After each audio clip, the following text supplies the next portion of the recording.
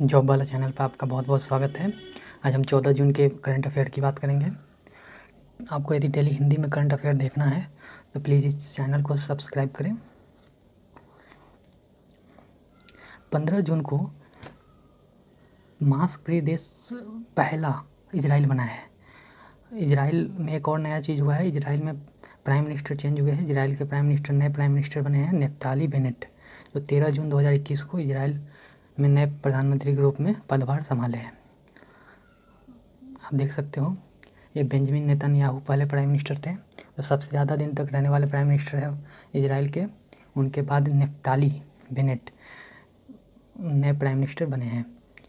यह Naftali Bennett, और ये पहले वहाँ के प्राइम मिनिस्टर रहे बेंजामिन साहब। अब अगली न्यूज़ पे चलते हैं। ये आप देख सकते हो, इजराइल में सिनेमा हॉल पहले की तरह खुल गए हुए हैं। तो लोग जैसे पहले लाइफ स्टाइल जीते थे, फिर वैसे ही जीवन यापन करने लगे, क्योंकि वहाँ पे हर लोग को टीका लग चुका है। तो वो देश मास्क फ्री घोषित हो गया है। चलिए अब अगली न्यूज़ की ओर चलते हैं। भारतीय मूल की पत्रकार हैं मेघा राजगोपालन, जो अमेरिका में एक बज़फीड नामक इंटरनेट मीडिया में काम करती है। उनको पुलित्ज़र पुरस्कार मिला है, जो पत्रकारिता के फील्ड में अमेरिका का एक अच्छा खासा प्राइज़ होता है। इनको अंतर्राष्ट्रीय रिपोर्टिंग के लिए ये प्राइज़ मिला है। मेघा राजगोपालन, ये नाम आप याद रखना। इनको 2 अपने साथी के साथ ये प्राइज़ मिला है। यह होता है पुलित्ज़र प्राइज़। ये पुरस्कार 1917 से दिए जाते हैं कोलंबिया यूनिवर्सिटी के द्वारा। कोलंबिया यूनिवर्सिटी अमेरिका की एक यूनिवर्सिटी है, उसके द्वारा ये हर साल दिए जाते हैं। और ये 105वीं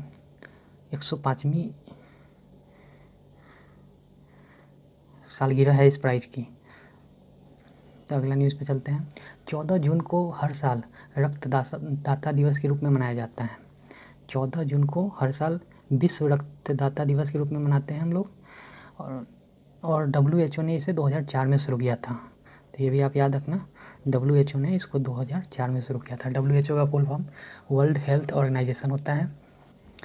2004 से ये हर साल मनाया जाता है। ये खासकर उन लोगों के लिए मनाया जाता है जिनको रक्त की ज़रूरत है। तो जो हेल्दी लोग हैं वो उनको रक्त दे सके, इसके लिए एक ब्लड बैंक होता है हर जगह, हर देश में होता है। WHO उसके लिए सब्सिडी भी देती है वर्ल्ड बैंक खोलने के लिए, और एक तरह से जो लोग हेल्दी हैं उनको ब्लड डोनेट करने के लिए प्रोत्साहित करती है। उसी अगले न्यूज़ पे चलते हैं। फेसबुक ने game studio big box VR को खरीदा है। ये एक गेम बनाने वाली कंपनी है, game studio big box VR। इसको फेसबुक ने खरीद लिया है।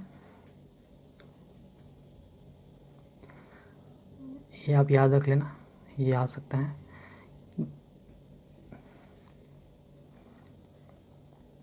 अंतर्राष्ट्रीय तैराकी महासंघ, इंग्लिश में इसको फीना बोलते हैं, क्योंकि इसका कुछ फ्रेंच वर्जन में नाम है। फुल फॉर्म इम्पोर्टेंट नहीं है, आप ये केवल इतना याद रखो, अंतर्राष्ट्रीय तैराकी महासंघ हिंदी में इसका फुल फॉर्म है, इंग्लिश में फीना बोलते हैं। ये क्यों चर्चे में है? अंतर्राष्ट्रीय तैराकी महासंघ के नए अध्यक्ष हुसैन अल मुसल्लम बने हैं। ये नाम इम्पोर्टेंट है, आप याद रख लेना, हुसैन अल मुसल्लम। और उनका कार्यकाल 4 वर्षों का है। तो ये 2021 से 25 तक अध्यक्ष पद पर बने रहेंगे अंतर्राष्ट्रीय तैराकी महासंघ के। अच्छा, हम चित्र दिखा के आपको क्यों पढ़ाते हैं, इसके पीछे एक साइंटिफिक रीज़न है। अब सबसे पहले इसके लिए ब्रेन के फंक्शन को समझते हैं। ब्रेन हमारा जो हर चीज़ को पिक्चर के फॉर्म में याद रखता है। तो जब हम आपको चित्र दिखा के पढ़ाते हैं तो आप उसको ज़्यादा दिनों तक याद रख सकते हो, और ज़रूरत पड़ने पर उसको रिकॉल भी कर सकते हो। जैसे एग्ज़ाम में यदि आपको कोई टॉपिक पे क्वेश्चन आया, तो आप यदि चित्र के माध्यम से आपने याद रखा है तो वो चीज़ आप जल्दी फिर से याद कर सकते हो। अच्छा, मैंने यहाँ पे ये चीज़ पढ़ा है। अच्छा, आप चैनल पर नए हो तो चैनल को सब्सक्राइब करें, चैनल को बड़ा बनाइए, ताकि हम और अच्छा मटेरियल आपको प्रोवाइड कर सकें क्वालिटी में। हम आगे सोच रहे हैं कुछ कार्टून के फॉर्म में करंट अफेयर दिखाया जाए तो उसके लिए चैनल को सब्सक्राइब करें।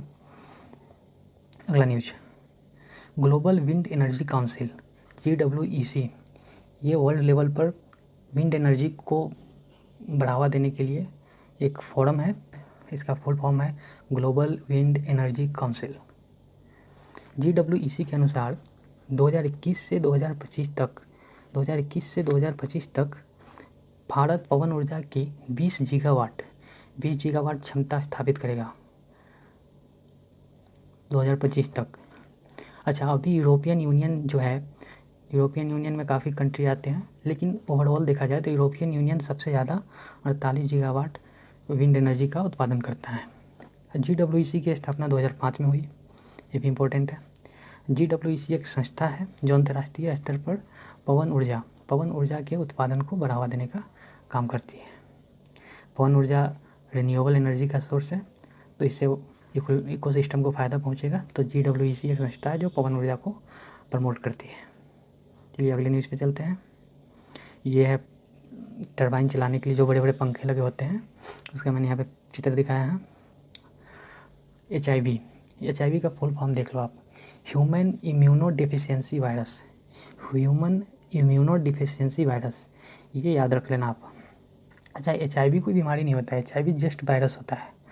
ये वायरस ऐसा होता है, कुछ कोरोना वायरस जैसा है। तो ये क्यों चर्चे में है? और HIV के कारण एड्स होता है। एड्स का फुल फॉर्म, एड्स बीमारी है, एड्स का फुल फॉर्म है एक्वायर्ड इम्यूनो डिफिशियंसी सिंड्रोम। ये फुल फॉर्म है, ये कोई भी एग्ज़ाम में आ सकता है, तो आप इसको याद रख लेना फुल फॉर्म को। और ये जो बीमारी होता है वो HIV के कारण होता है, तो ये भी आप याद रख लेना। अच्छा, ये चर्चा में क्यों है? संयुक्त राष्ट्र महासभा की 75वीं बैठक हुई, उसमें सारे देश के जो प्रतिनिधि थे वो आपस में मिलकर एक राजनीतिक घोषणा किए हैं कि 2023 तक हमें एड्स को समाप्त कर देना है। अब संयुक्त राष्ट्र महासभा होता क्या है? संयुक्त राष्ट्र महासभा का फुल फॉर्म सबसे पहले आप जान लो, इंग्लिश में यूनाइटेड नेशन जनरल असेंबली। ये अमेरिका में है। इसकी बैठक ऐसे लगती है, आप ये देख सकते हो। संयुक्त राष्ट्र महासभा यूनाइटेड नेशन का एक महत्वपूर्ण अंग है, जिसमें अंतर्राष्ट्रीय स्तर पर यदि कोई समस्या होती है तो उसका निवारण कैसे हो, उसके लिए सारे देश के प्रतिनिधि मिलकर उसका समाधान ढूंढते हैं, लक्ष्य बनाते हैं, उस पर काम करते हैं। चलिए अगले न्यूज़ पे चलते हैं। कोर्सेरा एक ऑनलाइन सर्विस प्रोवाइडर है। कोर्सेरा एक प्राइवेट संस्था है, इसने एक सर्वे किया और एक रिपोर्ट जारी किया। सर्वे में उस रिपोर्ट का नाम है ग्लोबल डिजिटल स्किल रिपोर्ट, मतलब कि वर्ल्ड लेवल पे सब डिजिटल के माध्यम से, इंटरनेट के माध्यम से किस देश में सबसे ज़्यादा लोग रोज़गार पाए हैं। तो उसमें स्विट्ज़रलैंड को पहला स्थान मिला है। स्विट्ज़रलैंड ये इम्पोर्टेंट है, और भारत को उसमें 67वां स्थान मिला है। तो भारत का आप याद कर लेना 67वां, और स्विट्ज़रलैंड का पहला स्थान है। अब स्विट्ज़रलैंड की राजधानी कहाँ है? स्विट्ज़रलैंड की राजधानी है बर्न, ये इम्पोर्टेंट है, इसको याद करना। और इसकी मुद्रा है स्विस फ्रैंक। नोवाक जोकोविच, ये सर्बिया के टेनिस खिलाड़ी है। सर्बिया यूरोप का एक देश है। ये क्यों चर्चे में है, इनको तो आप जानते ही होंगे। एक है स्टेफानोस सित्सिपास, ये ग्रीस के टेनिस खिलाड़ी है। ग्रीस भी यूरोप का ही एक देश है। नोवाक जोकोविच ने स्टेफानोस सित्सिपास को हराकर फ्रेंच ओपन 2021 का पुरुष एकल का खिताब जीता है। और ये फ्रेंच ओपन 2021 हुआ कहाँ था? तो फ्रेंच ओपन 2021 हुआ था पेरिस में। इसमें जीता कौन? इसमें जीते नोवाक जोकोविच। तो ये आप याद रख लेना। और आप यहाँ तक पहुँचे हो तो प्लीज़ चैनल को सब्सक्राइब करें, लाइक करें वीडियो को, और शेयर भी करें अपने दोस्तों के साथ। Thank you.